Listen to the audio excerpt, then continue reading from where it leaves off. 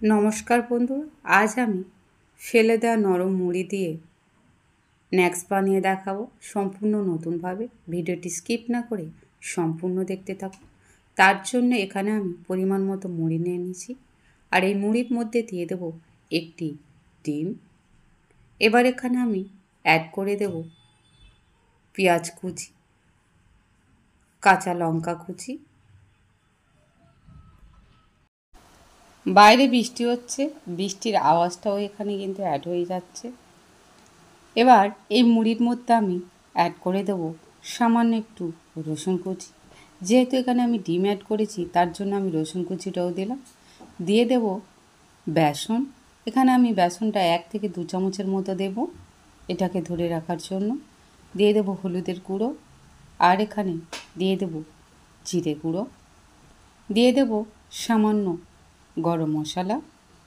সব শেষে এখানে আমি অ্যাড করে দেব স্বাদ মতো নুন, আর দিয়ে দেব বাদাম। কাঁচা বাদামটা আমি তেলে ভেজে আধ ভাঙা করে এখানে অ্যাড করে দিলাম। এবার এই সমস্ত উপকরণ আমি হাত দিয়ে খুব ভালো করে মেখে নেব। এখানে আপনারা চাইলে ধনেপাতাটা অ্যাড করতে পারেন।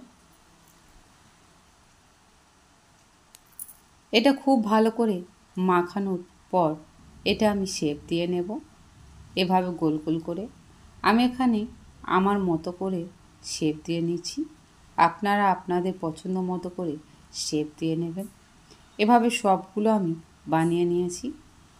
কড়াইতে তেলটা আমি আগেই দিয়েছিলাম, আর খুবই সামান্য দিয়েছি, বেশি দিইনি। এবার এগুলো আমি এখানে এক এক করে অ্যাড করে দেব।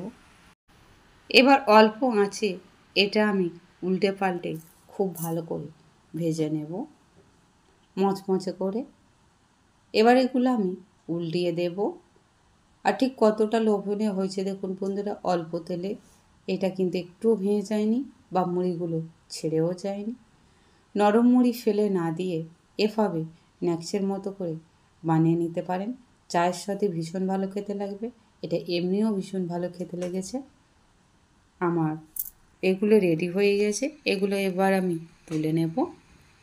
আমার মুড়ির স্ন্যাক্স রেডি। রেসিপিটি কেমন লাগলো তা অবশ্যই কমেন্ট করে আমাকে জানাবেন বন্ধুরা। ভালো লাগলে লাইক, কমেন্ট, শেয়ার, সাবস্ক্রাইব অবশ্যই করবেন, আর বেশি বেশি করে শেয়ার করে দেবেন। ভালো থাকবেন, সুস্থ থাকবেন। ধন্যবাদ।